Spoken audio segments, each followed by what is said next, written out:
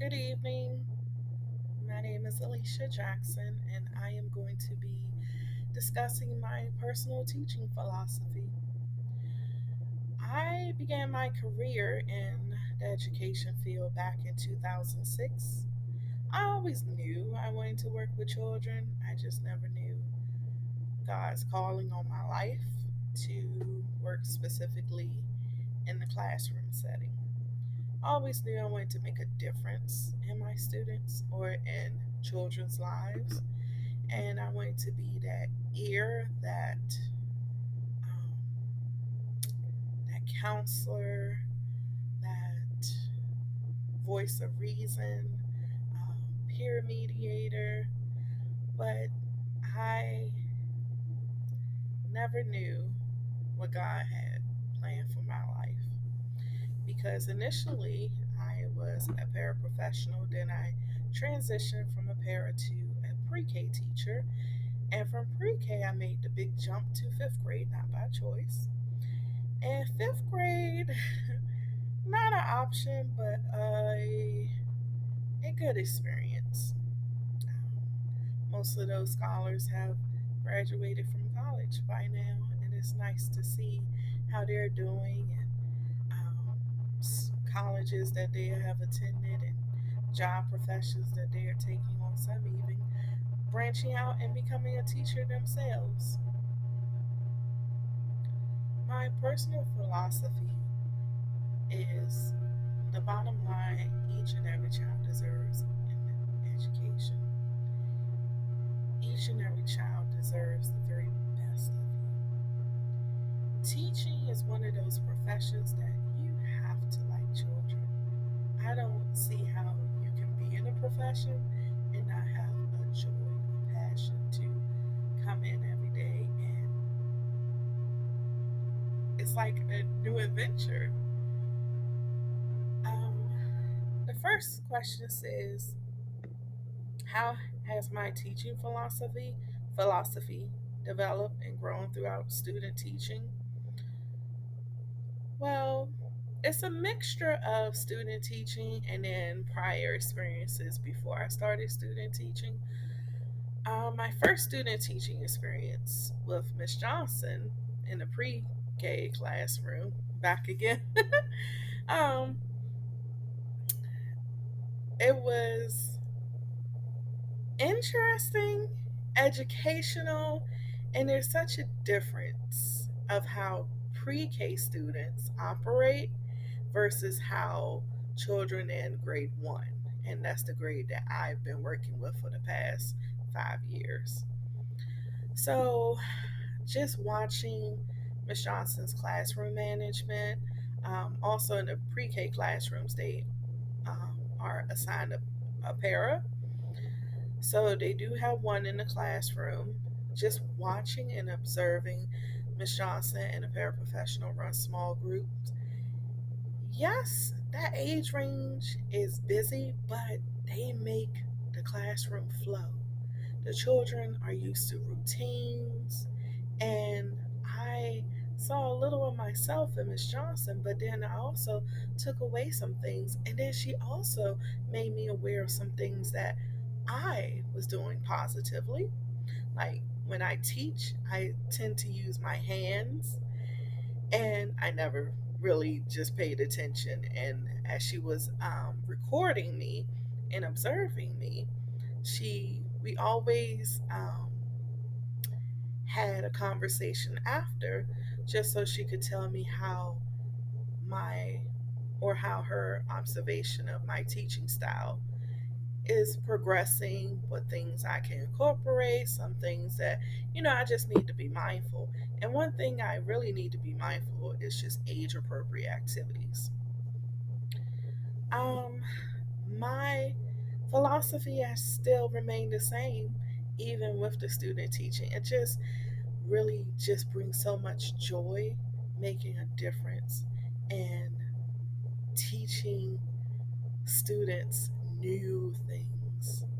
Um, with first grade foundational skills, addition, subtraction, and there are so many fun ways of teaching certain subjects. And then you can also integrate. You could do a story and intertwine that with the math lesson. And what is rewarding, I call them teacher moments, when the student is able to give you back what you have taught them in their own way of thinking. And I have had times where I get emotional because you did that. I did that. So it's very rewarding. It's very satisfactory. So I really enjoy that. Technology with us, with the pandemic, technology has really played a major part in my classroom. Or, well, I'm using my classroom this class for my student teaching. I integrate technology, smartboard, um, the whiteboard, Jack Hartman videos, anything that I can research and bring into, because we all know, and I'm a firm believer of differentiated instruction. No child learns the same. No one. And it's up to us to meet the students where they are and to also bring new material, new ideas, and new ways of teaching the lesson so that, hey, I get it this way and it's okay. And letting them know it's okay.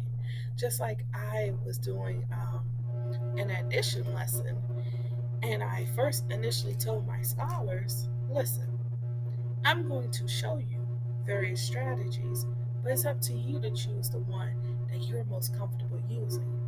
And I am one that I stick to routine. I am very repetitive with my scholars, and it works. And I give them that choice. I try to incorporate them in everything that I do in the classroom. One thing that my supervisor said, that sometimes as the teacher I need to close my mouth more and let it be more so student led, and let the students showcase more of what they know and how they have learned the lesson that was taught to them. So technology is ever being used in my classroom, even for the morning announcements. We have a routine. They watch the morning announcements on the smart board. We may even use the smart board for students to go up, do addition, do sentences.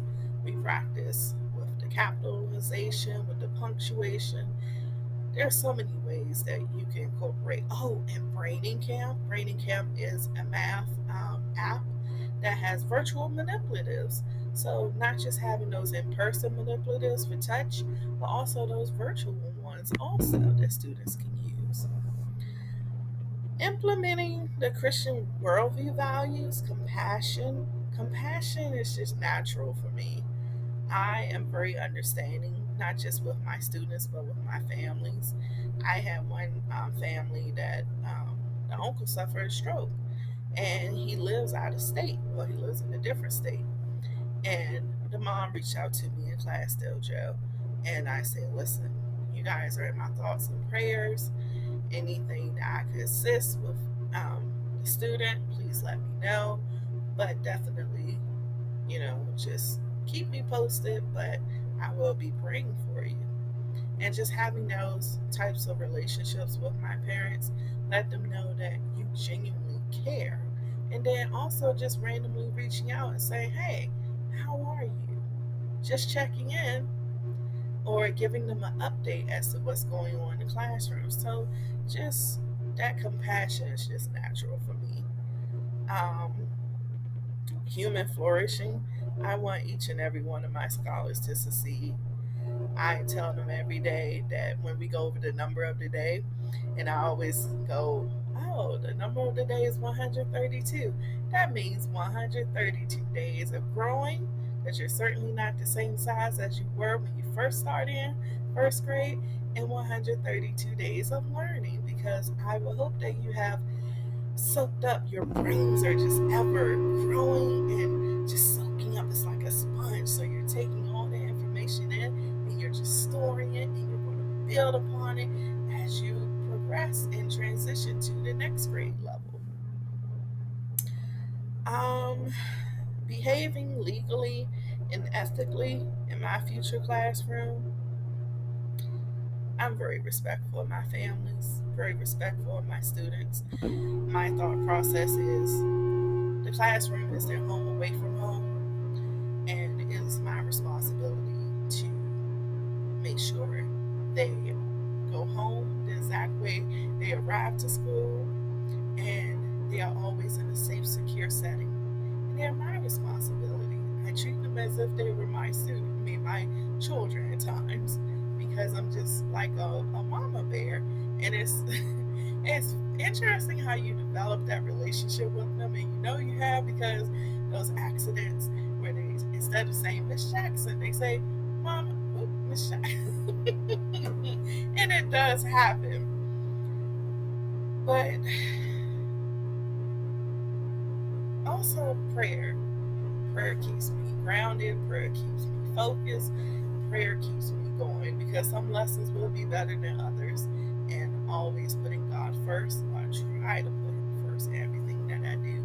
And I'll try more to seek His word and His thoughts before I make any decisions because I definitely want to do what's in His will.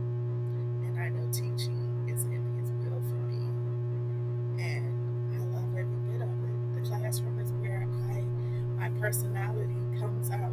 It's like I was one of those kids who enjoyed Miss Frizzle, the Magic School Bus, growing up, and I loved her personality because you could see how much she loved her students, how much she loved science and just teaching them, and then her quirky, just fun, just oh, and her outfits when they even matched. So I put God first. I love what I do. I want to continue making a difference. And my personal philosophy is I'm going to keep striving, keep doing my very best, and be open to criticism,